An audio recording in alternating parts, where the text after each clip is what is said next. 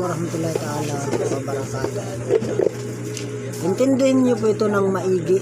Ang sinabi dito ni Jesus Christ sa Juan 4:21 hanggang 22, sinabi ni Jesus dito, maniwala ka sa akin. Darating ang panahon na sasambahin ninyo ang Ama, hindi na sa bundok na ito o sa Jerusalem. Hindi ninyo kilala ang inyong sinasamba, ngunit kilala namin ang aming sinasamba. Mayroong tatlong bagay, kategorya dito na ating mapapansin. Tatlong aral na ating tatalakayin. No?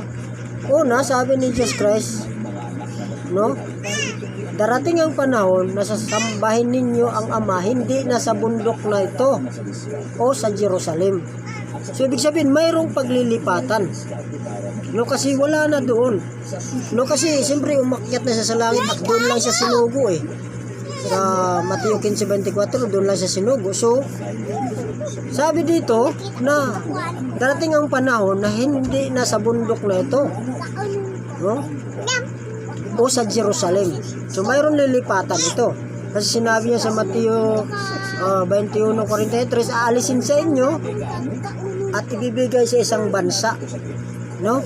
Mayroong bansa dito na tinutukoy si Jesus Christ na sinabi niya at anumang sandali, sabi niya, itatatag, sabi ni Jesus Christ na mayroong itatatag ang Diyos.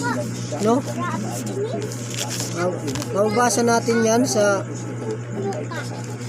sinabi niya ito sa Deuteronomio 4, no? 4:7-8.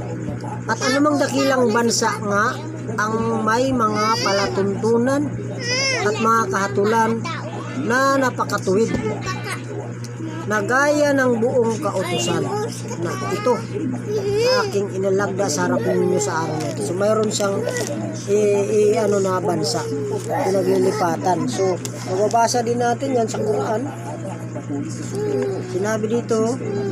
Sinabi dito ni Allah subhanahu wa ta'ala, o sinabi dito, ako, o si Propeta Muhammad, ay pinag-utusan na sumamba lamang sa Panginoon ng lungsod na ito, ang Makkah. Siya na nagpabanal dito. At sa kanya ang pagmamayari ng lahat ng bagay. At ako ay pinag-utusan na mapabilang sa mga Muslim. So mapabilang daw siya sa mga Muslim. So ibig sabihin, parang nagulpin guys. Ibig sabihin, yung mga nangauna kay Jesus Christ ay Muslim, no? Mga Muslim na. So yan natin talalakayin, no?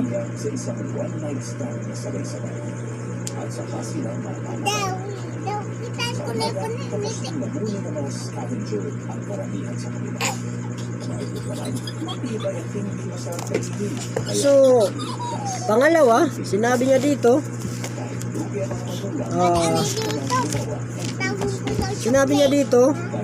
hindi ninyo kilala ang inyong sinasamba. So, hindi talaga nila kilala.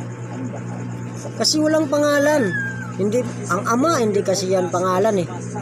Ang Diyos, hindi rin pangalan. So, Jesus, hindi rin Diyos. Kasi sabi niya, sa pangatlo, sabi niya, sa una, sabi niya, sambahin ninyo ang Ama, no? Pangalawa, hindi ninyo kilala ang Ama. Ang inyong sinasamba, hindi ninyo kilala. No? Ngunit, sabi niya dito, ang pangatlo, kilala namin ang aming sinasamba. So, kilala ni Jesus Christ. Katulad namin, kilala din namin ang aming sinasamba na may pangalan nito, na ang sabi nga doon, La ilaha illa Allah.